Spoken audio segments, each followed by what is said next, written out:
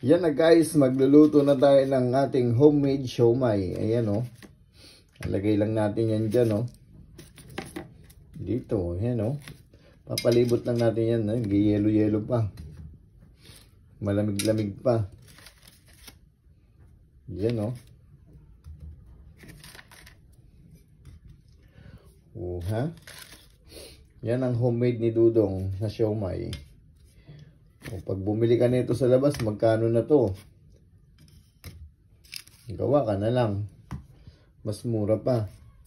Mas masarap pa. Wala pang mga ano dyan.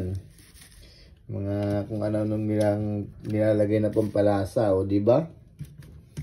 Diba dyan? Kaya yung pagkain nila sabi masarap.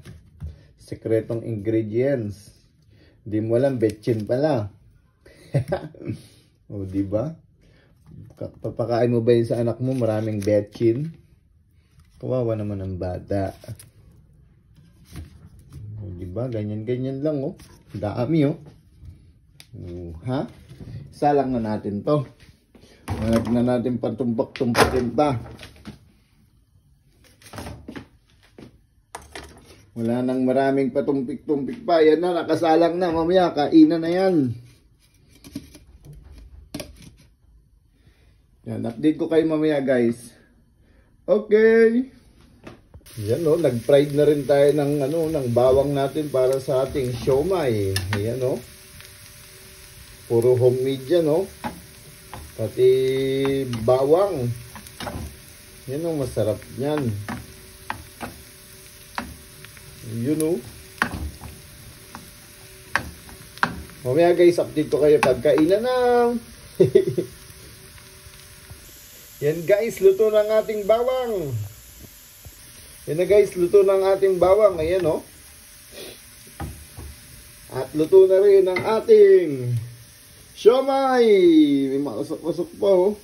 Ayan o, merienda.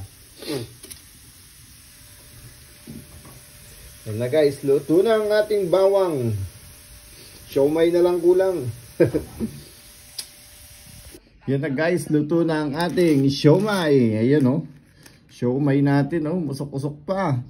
May bawang. Tapos may toyo. Tsaka lemon. Ayan o. Kainan na. Titikman natin yan. Okay. Yan na guys. Titikman natin ang ating siomai. Ayan o. May toyo. Tapos lagyan natin ng bawang. Madami. Ayan o. Tikman natin. Cheers! Nawala naman ang bagahe si Giovanni Pucato sa gate dahil bawal pagpapasukin ng mga sasakyan sa terminal kanina. Yung tumulong sa amin, yung porter, tatlo sila. Dito na sa loob namin gitchip. Kasi pang kulang. Tinignan ko yung gitchip na namin, kulang yung isang item lang, yung corner. Pero sabi ng porter na nakausap na rin ni Pucato, wala silang nakitang burner stove. Wala akong may nabukat. Yung tinatanong niya sa akin, binigay sa akin, 3 piraso. Yung binigay nila doon sa kotse, yung saka yung handbag ni ma'am na sarap. daw yung mga cellphone niya. Kain. Alis din kami.